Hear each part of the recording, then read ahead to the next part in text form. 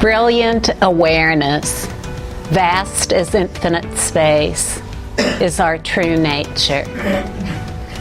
If we're looking for an identity, that's it. If we want to make something of ourselves, that's it.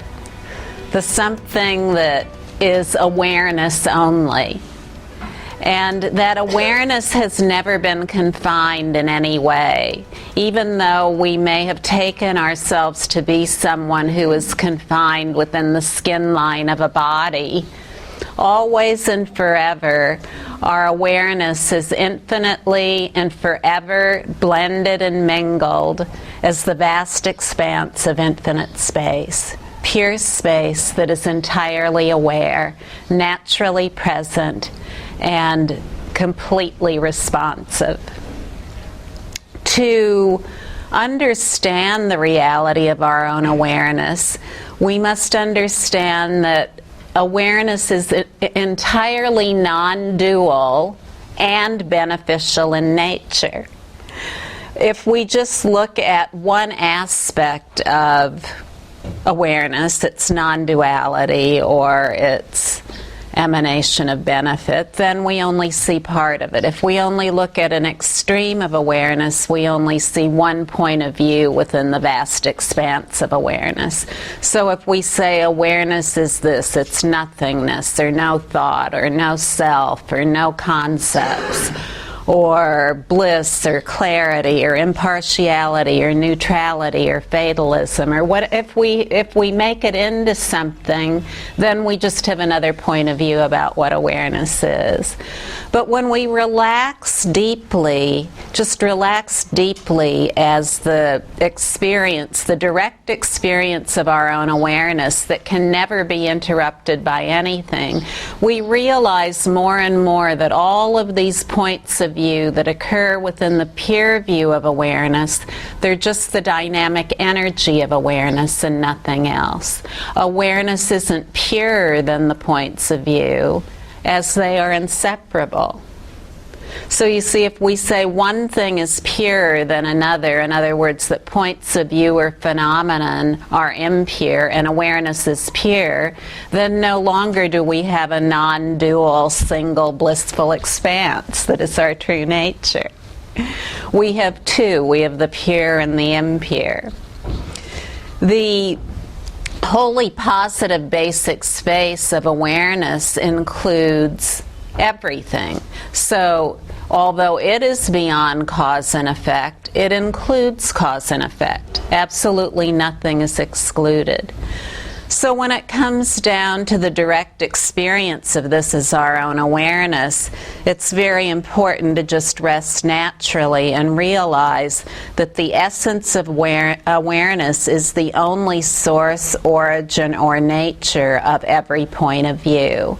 And what a point of view is just anything at all that can be thought, an emotion, a sensation, a circumstance, a person, a thing. All of these are points of view. But if we simplify everything that might be called illusion, maya, samsara, and we just call it points of view, that makes it a lot easier. Then we can see, oh yes, I am all-inclusive awakened awareness. The I take myself to be is synonymous, really, with the vast expanse of awareness. And within that awareness, included, contained, and subsumed are all points of view. They're the dynamic energy of awareness, inseparable from awareness, like the color blue is inseparable from the sky. And just as the color blue is inseparable from the sky, all the points of view, no matter what they are inseparable from awareness. They're the dynamic energy of awareness and nothing else. So all points of view of the magnificent display, the magical expression of brilliant awareness, are like a mirage. They're like a line drawn in water. A mirage, all of its elements, no matter what they are, no matter how much we tried to make something out of them, we never could. No matter how desperately we wanted a drink of water from a mirage of an oasis in the desert, and no matter how much we believed that water was there, we'd never get a drink of water in the mirage, because all of the elements of the mirage are aware basic space, and just like all points of view. All of the dynamic energy of awareness, all of it is aware basic space and nothing else. It has a vivid appearance, absolutely. We can't deny that. Look at all this. Look at all this. It's incredible. But to say that awareness is only empty, or that it only is aware basic space, is not to include all of its expressions or aspects. If we just say that awareness is aware basic space, that everything is empty, then we've adopted an extreme, and it's important not to do that. Because when we rest naturally as awareness and we realize that all of our own points of view that have seemed to be inward, as well as those that have seemed to be outward, that they're just all awareness and nothing else, and we relax deeply as that awareness, totally freely in the immediacy of every single point of view. As we relax, we feel an incredible warmth of bliss, love, wisdom, and compassion that naturally arises. So these things are the sign, evidence, and demonstration that we're waking up. You know, we're recognizing our birthright. We're recognizing the reality of what we are. And all of this from uncontrived rest. So this isn't wisdom and compassion that's developed or organized or learned or cultivated. It's that which is naturally occurring. Always and forever naturally present. Never needing to be attained or achieved. So it's very important to understand awareness and its three natural expressions. One of its natural expressions, and these three are inseparable, one of its natural expressions is basic space or emptiness. Awareness, vast as the infinite sky, is entirely empty. It's a basic space in which everything occurs. And it's not just empty, it's naturally present. None of us can deny that it's naturally present. So this is another of its expressions. Aware basic space that is naturally present. And that natural presence is responsive. So aware basic space that is naturally present as this vivid appearance and is entirely responsive. And what is the responsiveness of aware basic space? It's compassion and wisdom, love and warmth. And everything, absolutely everything, is included in that.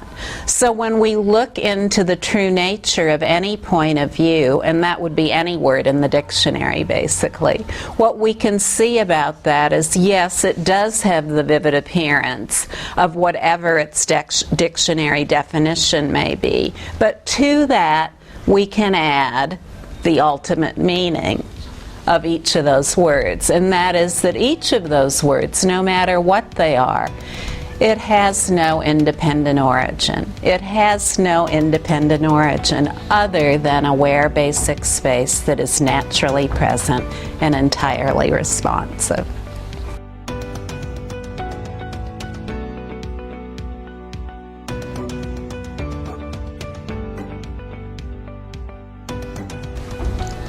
This responsiveness that is compassionate, you may be thinking, well, if it's compassionate, why are there all of these horrible things going on in the world? The compassionate nature of self-knowing awareness, which is what each of us as a human being is that there is a choice for each human being to recognize awareness or not. That's the compassion of aware basic space. Each of us have a choice to live our life any way we want to.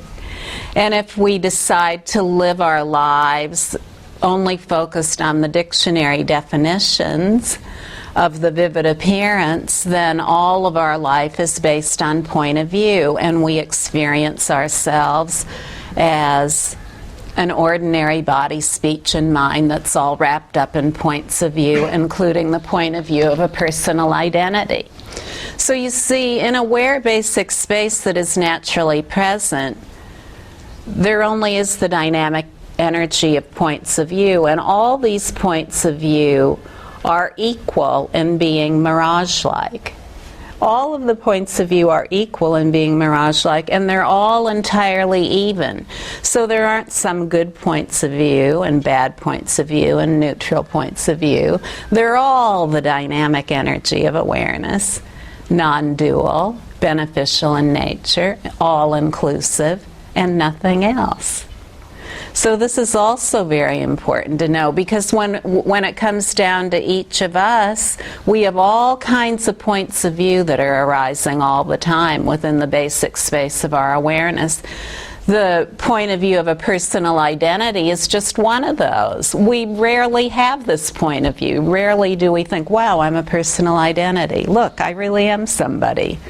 I'm so-and-so. I'm Candice. Or I'm Jerome, or I'm Kathy, or I am whoever I am. Very seldom do we have that point of view. Just as, you know, all the points of view, they're countless, ceaseless, and unpredictable.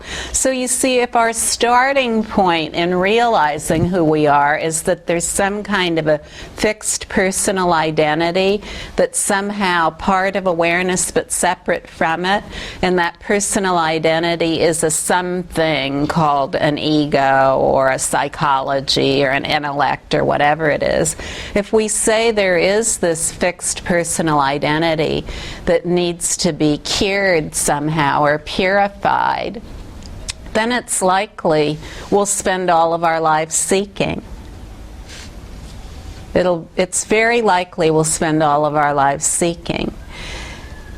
When we rest naturally in a totally uncontrived way, in that rest that is the essence of every single perception. So all that means is any point of view arises, no matter what it is, there is uncontrived natural rest. This could also be called complete meditative stability as the essence of every perception.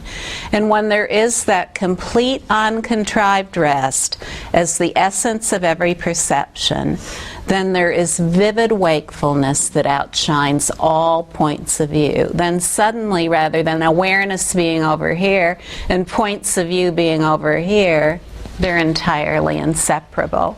In that vivid wakefulness that is the true reality of what we are, we suddenly see that the next point of view arises, abides, and vanishes naturally, in, of, as, and through that awareness. And that no matter what the point of view is, and no matter what we've labeled it to be, exalted and sublime or mundane and pedestrian, that it's all awareness and nothing else. All awareness and nothing else. And based upon this realization, this evidence in ourselves of the direct experience of our own awareness, we feel this incredible warmth of love, bliss, and compassion that arises. This is naturally so. It's naturally occurring. It's naturally occurring in that as we rest, as the freedom of immediate perception, where we're entirely free as the vivid wakefulness that is the splendor of awareness in each perception, we give ourselves the benefit of feeling that warmth of compassion that is inseparable from awareness. And when we feel that compassion for ourselves, perhaps we have a negative point of view, something we've always thought we needed to change about ourselves. We all have these. In all of our lives, we've tried to change that thing. and we all have several of these usually. We've done all kinds of things. We've read self-help books. We've done sadhana. We've done this, that, and the other thing. No matter what we do, that point of view, whatever it is, it still appears. We think we have it handled, we have the clamps on it, and all of a sudden there it is again. There's the point of view again. Well, point of view is totally unpredictable. The dynamic energy of awareness, it simply is. It's the magnificent display of awareness. So as the point of view arises that we've always been trying to do something about, we've been looking for antidotes for it, whatever they are. Maybe we've looked at work or money or food or sex or romance, relationships, whatever it is, extreme sports activities, risk-taking, crime, who knows, whatever it might be. We've been looking at some kind of antidote to somehow kind of resolve some kind of point of view we have, this kind of underlying anxiety that's with us all the time.